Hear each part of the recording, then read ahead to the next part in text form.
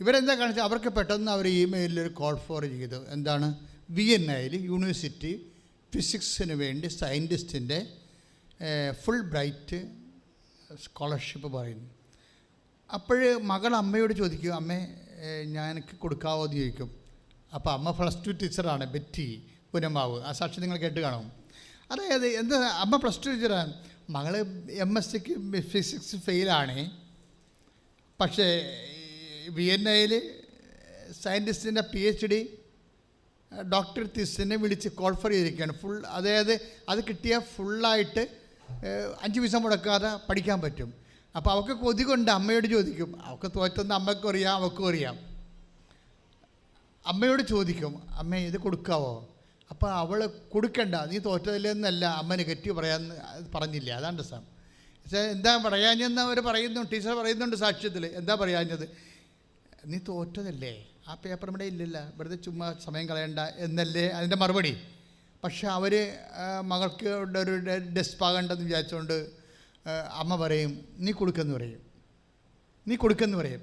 That means ഞാൻ ഇപ്പോഴും നിങ്ങളോട് മുമ്പിൽ പറയണത്, ഒരു 0- നിന്ന് ഒരു സബ്ജക്റ്റ് മൂവ് ചെയ്യണ വിധം കണ്ടില്ലേ? 0- നിന്ന് ഒരു സബ്ജക്റ്റ് മൂവ് ചെയ്ത് കയറുകയാണ് ഒരു ചെയ്യാൻ. കൊടുക്കാൻ പറഞ്ഞോടുകൂടി ഇവർ അവരുടെ ബയോഡേറ്റയും അവരുടെ മാർക്ക് ലിസ്റ്റും ഫസ്റ്റ് സെമ്മിൻ്റെ കൊടുത്തു, സെക്കൻഡ് സെം ഫെയിലാണ്, അത് കൊടുത്തില്ല. കൊടുത്താൽ അപ്പോൾ തന്നെ അവർ ക്ലോസ് ആക്കി കളയല്ല, അത് കൊടുത്തില്ല.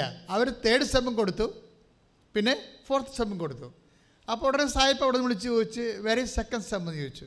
അപ്പോൾ സോറി എന്ന് പറഞ്ഞുകൊണ്ട് ഇവർ ഞങ്ങളത് ഫെയിലാണെന്ന് പറഞ്ഞുകൊണ്ട്, അവർ ഫെയിലാണ്, അതുകൊണ്ടാണ് പ്ലേസ് ചെയ്യാഞ്ഞെന്ന് പറഞ്ഞുകൊണ്ട് ഫെയിലാണെന്ന് പറഞ്ഞ് ഫെയിലിൻ്റെ 2nd sem certificate mark list കൊടുത്ത് വിട്ട്.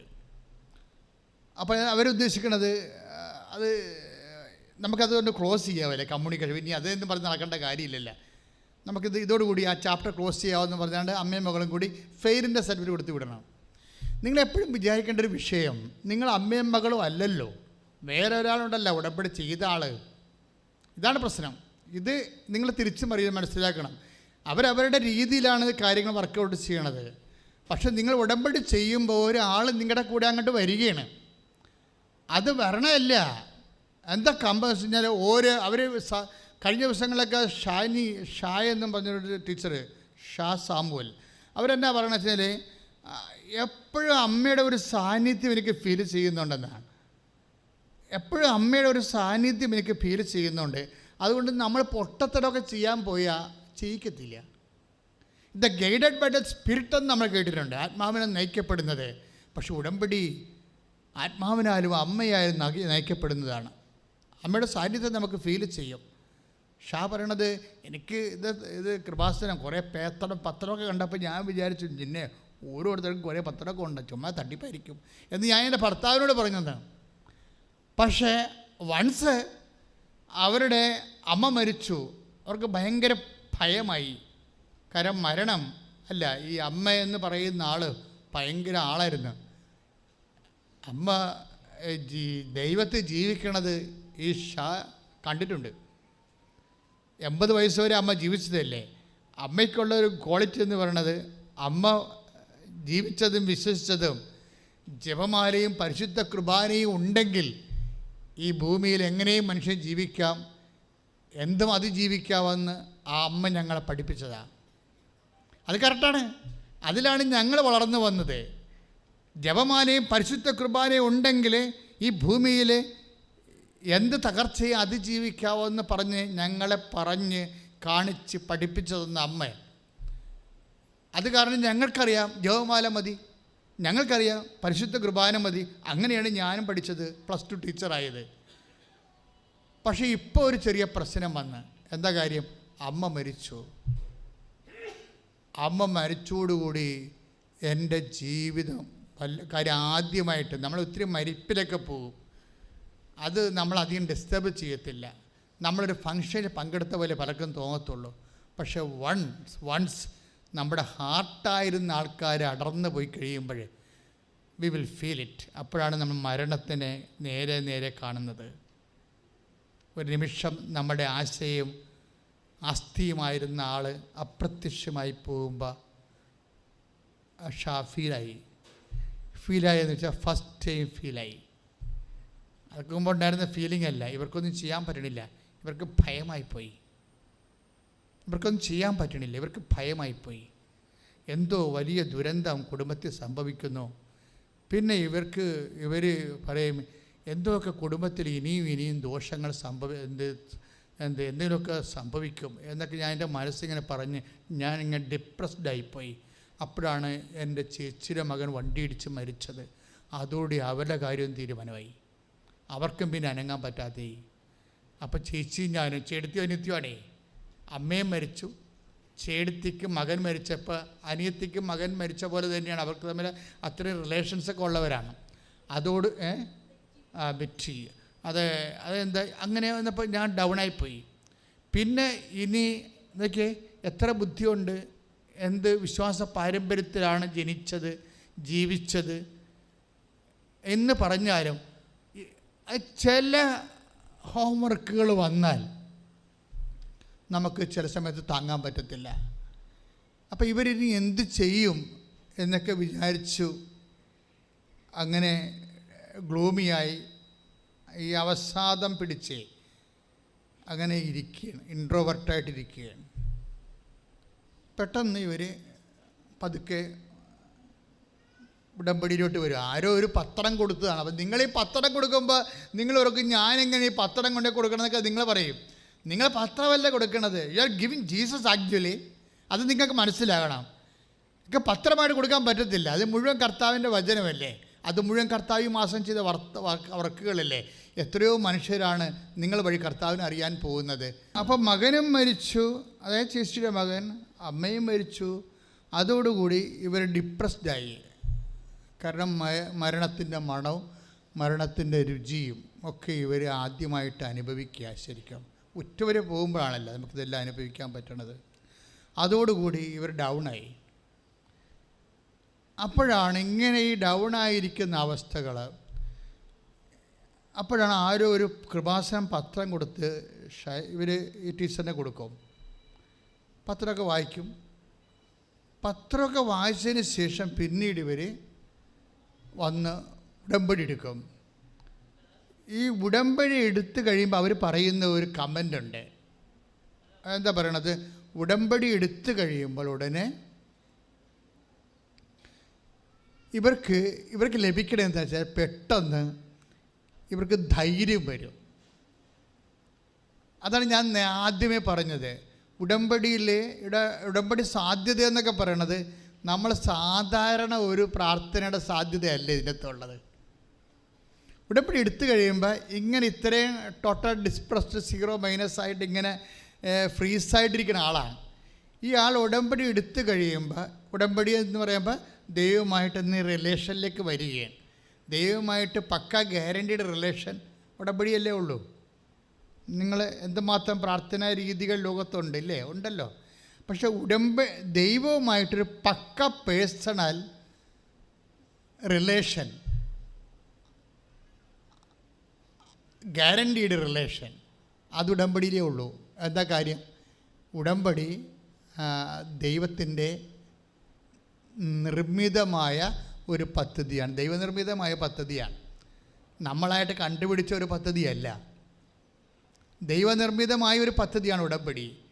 ബൈബിള് തന്നെ ദൈവം എക്സിക്യൂട്ട് ചെയ്യണത് ബൈബിൾ കൊടുത്തിട്ട് വായിക്കാനല്ല ദൈവം പറഞ്ഞത്, മര്യാദക്ക് ഉടമ്പടി ചെയ്യാനാണ് പറഞ്ഞത്. നമ്മൾ ബൈബിൾ 3 പ്രാവശ്യം എഴുതും, 1000 പ്രാവശ്യം എഴുതുമെന്നൊക്കെ പറഞ്ഞില്ലേ? ബൈബിൾ തന്നിട്ട് എഴുതാനല്ല ദൈവം പറഞ്ഞത്, ബൈബിൾ തന്നിട്ട് ഉടമ്പടി ചെയ്യാനാണ് പറഞ്ഞത്. അതുകൊണ്ട് ബൈബിളിൻ്റെ പുസ്തകത്തിന് ദൈവം ബൈബിളെന്നൊന്നും വിളിച്ചില്ല. നമ്മളിങ്ങനെ വിവരമില്ലാത്ത ആൾക്കാരങ്ങനെ വിളിച്ച പുസ്തകം അത്രേ അർത്ഥമുള്ളതിന്. ബൈബിളിന് ദൈവം വിളിച്ച പേര് ഉടമ്പടി പുസ്തകം എന്നാണ്. ദാറ്റ് മീൻസ് അത് ദൈവം ചെയ്തൊരു കാര്യമാണ്. ബൈബിള് എന്ന് പറയുമ്പോൾ നമ്മൾ ചുമ്മാ ബൈബിൾ ആർക്കും വേണേൽ പറയാം, പക്ഷേ നമ്മൾ വിശുദ്ധ ഗ്രന്ഥം എന്നാണ് പറയണത്. ഈ വിശുദ്ധ ഗ്രന്ഥം ദൈവം തന്നത് കൊണ്ടാണ് വിശുദ്ധമായത്. പക്ഷേ ദൈവത്തിൻ്റെ വചനങ്ങൾ അതിനകത്ത് നിറഞ്ഞിരിക്കുന്നതുകൊണ്ടാണ് വിശുദ്ധമായത്. പക്ഷേ വിശുദ്ധമായ വചനങ്ങൾ, ദൈവത്തിൻ്റെ വചനങ്ങൾ നിറഞ്ഞിരിക്കുന്നു, അതുകൊണ്ട് നീ അത് വായിച്ചോ, നീ അത് എഴുതിക്കോ എന്നൊന്നും അല്ല പറഞ്ഞത്. നീ അത് ചെയ്യണമെന്നാണ് പറഞ്ഞത്. അതാണ് ഉടമ്പടി എന്ന് പറയുന്നത്. വചനത്തിനെ ചെയ്യാൻ വേണ്ടിയാണ് നിനക്ക് ബൈബിൾ തന്നിരിക്കുന്നത്. ഉടമ്പടി എന്ന് പറയണത് പരിശുദ്ധാത്മാവ് ഒരധ്യാപകനായി നിന്നുകൊണ്ട് മോശയാകുന്ന ചോക്ക് കൊണ്ട് എഴുതിയ സംഭവമാണിത്. എഴുതിയത് മോശമല്ല, ചോക്കണങ്ങേരി. എഴുതിയത് പരിശുദ്ധാത്മാവാണ്. പക്ഷേ എന്തിനാണ് എഴുതിയത്? നമ്മളും തിരിച്ചെഴുതിക്കാൻ വേണ്ടി എഴുതിയതല്ല, ദൈവം എഴുതി തന്ന് എന്ന് ഞാൻ തിരിച്ച് ദൈവത്തിന് എഴുതിയേക്കാമെന്ന് പറഞ്ഞ് തിരിച്ചെഴുതാനുള്ള സാധനമല്ല, ഇത് ചെയ്യാനുള്ള സാധനമാണ്. ആദ്യകാലം മുതലേ ബൈബിള് ഉടമ്പടി ചെയ്യാൻ വേണ്ടിയുള്ളതാണ്. ഉടമ്പടി എന്ന് പറയുന്നത് എന്താണ്? ദൈവത്തിൻ്റെ വചനങ്ങൾ എക്സിക്യൂട്ട് ചെയ്യാനുള്ളതാണ്. അതുകൊണ്ടാണ് മോശ പോലും അതിനെ വിളിച്ചത് എന്താണ്? ഉടമ്പടി ഗ്രന്ഥം എന്നാണ്. 24-ാം അധ്യായം സംഖ്യ പുറപ്പാട് 24:7. ശ്രുതികട്ടെ ഹല്ലേലൂയ.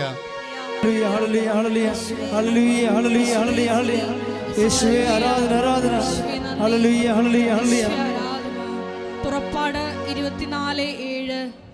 പുറപ്പാട് 24:7 വായിച്ചോളൂ. അനന്തരം ഉടമ്പടി ഗ്രന്ഥമെടുത്ത് ഒന്ന് പറഞ്ഞേ. അനന്തരം ഉടമ്പടി ഗ്രന്ഥമെടുത്ത് ജനങ്ങൾ കേൾക്കെ വായിച്ചു. അപ്പോൾ അവർ പറഞ്ഞു, കർത്താവ് കൽപ്പിച്ചതെല്ലാം ഞങ്ങൾ ചെയ്യും. കൈയിടിച്ച് കർത്താവ്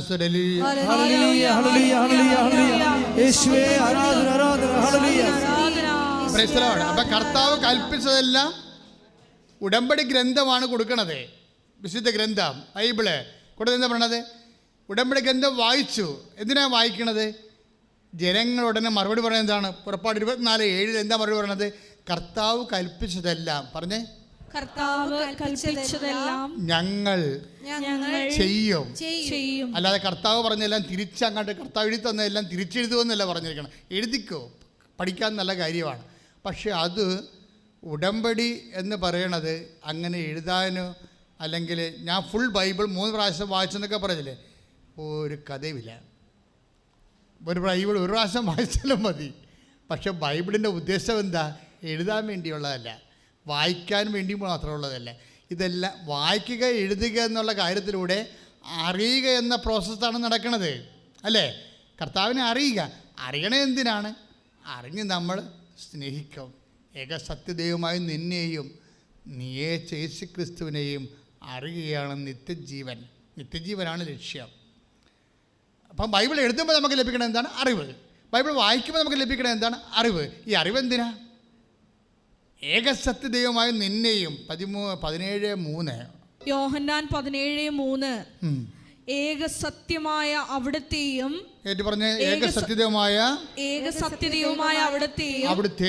അവിടുത്തെയും അങ്ങയച്ച യേശുക്രിസ്തുവിനെയും അറിയുക എന്നതാണ് നിത്യജീവൻ. മക്കൾ എഴുതിയാലും മക്കൾ വായിച്ചാലും അതിൻ്റെ ലക്ഷ്യം, അതെല്ലാം ഒരു മാർഗമാണ്, അതൊരു ലക്ഷ്യമല്ല. മക്കളെ ബൈബിൾ എഴുതിയാലും മക്കളെ വായിച്ചാലും അതൊരു മാർഗമാണ്. ലക്ഷ്യമെന്താണ്? ഏകസത്യദൈവമായ നിന്നെയും നീ അയച്ച യേശുക്രിസ്തുവിനെയും അറിയുകയാണ് നിത്യജീവൻ. നിങ്ങൾ ബൈബിൾ വായിക്കുന്നു, അതിൽ നിത്യജീവൻ ഉണ്ടെന്ന് നിങ്ങൾക്കറിയാം. കർത്താവ് പറഞ്ഞൊരു വാക്കാണത്. അതിൽ നിത്യജീവൻ ഉണ്ടെന്ന് നിങ്ങൾക്കറിയാം. ബൈബിളിൽ എന്തായിരിക്കണത്? നിത്യജീവനാണ്. നിത്യജീവനെ ഹോർഡർ ചെയ്യാതെ നിങ്ങൾക്ക് ബൈബിളിനെ സമീപിക്കാനോ കർത്താവിൻ്റെ വചനം ഉപയോഗിക്കാനോ മീനിങ് ഫുള്ളായിട്ട് പറ്റത്തില്ല. അതായത് ഉടമ്പടി ദൈവത്തെ കക്ഷി ചേർക്കുന്ന പ്രാർത്ഥനയാണ്. നിൻ്റെ ജീവിതാവസ്ഥകളിൽ നിനക്ക് അവശതയുണ്ട്, നിനക്കിത് പുൾ ഔട്ട് ചെയ്യാൻ നിനക്കിത് മുന്നോട്ട് കൊണ്ടുപോകാൻ പറ്റാത്ത രീതിയിലുള്ള നിനക്കാനുള്ള നിനക്ക് കലിബറില്ല എന്ന് വിചാരിച്ചാൽ ദൈവത്തിനെ കൂടി നീ അതിൻ്റെ അകത്ത് കക്ഷി ചേർക്കാൻ പറ്റും. ദൈവത്തിനെ നിൻ്റെ ജീവിത പ്രശ്നത്തിന് ഒരു കക്ഷിയാക്കണത് അങ്ങനെ ഒരു സംവിധാനം ഉടമ്പടി അല്ലാതെ ബൈബിളിലില്ല. നിങ്ങൾ ഉടമ്പടി ചെയ്യുമ്പോൾ അറിയണം. 2 ദിനവൃത്താന്തം 34 30. 2 ദിനവൃത്താന്തം 34:30. ശ്രദ്ധിക്കട്ടെ. Hallelujah. Hallelujah hallelujah hallelujah hallelujah. 2 ദിനവൃത്താന്തം 34:30. യൂദ ജെറുസലേം നിവാസികളെയും പുരോഹിതന്മാരെയും ലേവ്യരെയും വലിപ്പച്ചെറുപ്പമെന്നിയെ സകല ജനത്തെയും കൂട്ടി രാജാവ് കർത്താവിൻ്റെ ആലയത്തിലേക്ക് ചെന്നു. കർത്താവിൻ്റെ ആലയത്തേക്ക് രാജാവും പ്രവാചകന്മാരും ന്യായാധിപന്മാരും ഉള്ള അവിടെയുള്ള എല്ലാ പ്രഭുക്കന്മാരും ജനങ്ങളോടുകൂടി ചെല്ലും. കർത്താവിൻ്റെ ആലയത്തിലേക്ക് ചെല്ലുകയാണ്. കർത്താവ് ഇരിക്കുന്ന ഇടത്തേക്ക് ചെല്ലുകയാണ്. എന്താ ചെന്നിരിക്കണത് പറഞ്ഞേ? ദേവാലയത്തിൽ നിന്ന് കണ്ടെത്തിയ ഉടമ്പടിയുടെ ഗ്രന്ഥം ബൈബിള്. കുറേ കാലത്തേക്ക് ഇവർ ഡിയാസ്പൊറയിലായിരുന്നല്ലോ. ഇവരെപ്പോഴും യുദ്ധവും ഓട്ടവും ജീവൻ പണയം വെച്ചുള്ള ജീവിതമായിരുന്നല്ലോ. അപ്പോഴും വൺസ് ഇവർക്ക് ആ ആധ്യാത്മിക ജീവിതമോ മതജീവിതമോ ഒക്കെ ഇല്ലാതെ ബൈബിൾ വരെ കൈമോശം വന്ന് പിന്നെ ഒരു സുപ്രഭാതത്തിൽ ദൈവം ഇത് തിരിച്ച് കണ്ടെത്താൻ ഇടയാക്കും. ബൈബിള് കണ്ടെത്തി ഉടമ്പടി പുസ്തകം എന്നാണ് പറയുക. ഉടമ്പടി പുസ്തകം കണ്ടെത്തി പറഞ്ഞാൽ ജനം വാവിട്ട് കരയും. അത് ഭയങ്കര ഒരു ഫീലാണ് ആ സംഭവം. കാര്യം കർത്താവ് ദൈവത്തിന് ലിങ്ക് കിട്ടിയ പോലെ ദൈവവുമായിട്ട്. എന്നിട്ട് രാജാവും ജനങ്ങളും കൂടെ ഉണ്ടായിരുന്ന എല്ലാ പ്രഭുക്കന്മാരും എല്ലാം കൂടി ദേവാലയത്തിലേക്ക് ഇടിച്ചു കയറുകയാണ്.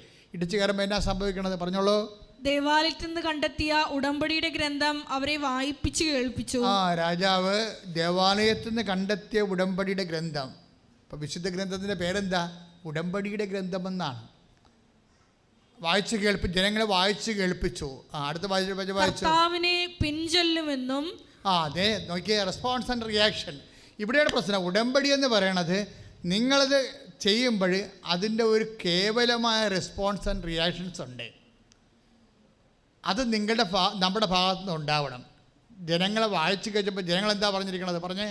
കർത്താവിനെ പിൻചൊല്ലുമെന്നും. ഒന്ന് പറഞ്ഞ കർത്താവിനെ പിൻചൊല്ലുമെന്നും. കർത്താവിനെ പിൻചൊല്ലുമെന്നും പൂർണ്ണ ഹൃദയത്തോടെ അവിടുത്തെ കൽപ്പനകളും പ്രമാണങ്ങളും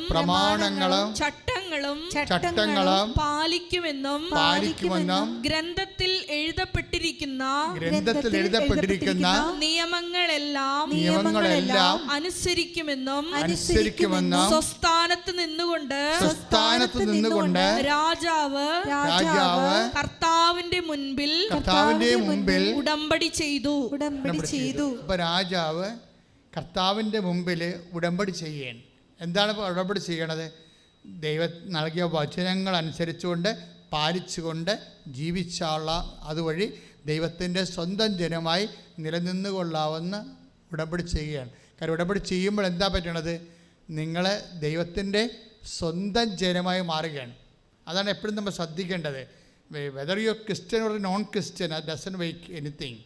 അതായത് നിങ്ങളിപ്പോഴും ക്രിസ്ത്യൻ അല്ലായിരിക്കും, പക്ഷെ നിങ്ങൾ ഉടമ്പടി വൺസ് ചെയ്ത് കഴിയുമ്പോൾ നിങ്ങൾ ദൈവത്തിൻ്റെ സ്വന്തമായി മാറും. അതുകൊണ്ടല്ലേ ദൈവത്തിൻ്റെ സ്വന്തമായി കഴിഞ്ഞാൽ പിന്നെന്താ സംഭവിക്കണത്? നീ നടക്കേണ്ട വഴി 32-ാം സങ്കീർത്തനം എന്താ പറയണത് അല്ലേ?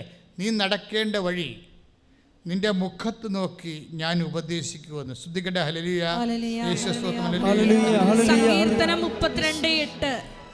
സങ്കീർത്തനം 32:8. ഞാൻ നിന്നെ ഉപദേശിക്കാം എന്ന് പറഞ്ഞ ഞാൻ നിന്നെ ഉപദേശിക്കാം. നീ നടക്കേണ്ട വഴി കാണിച്ചു തരാം.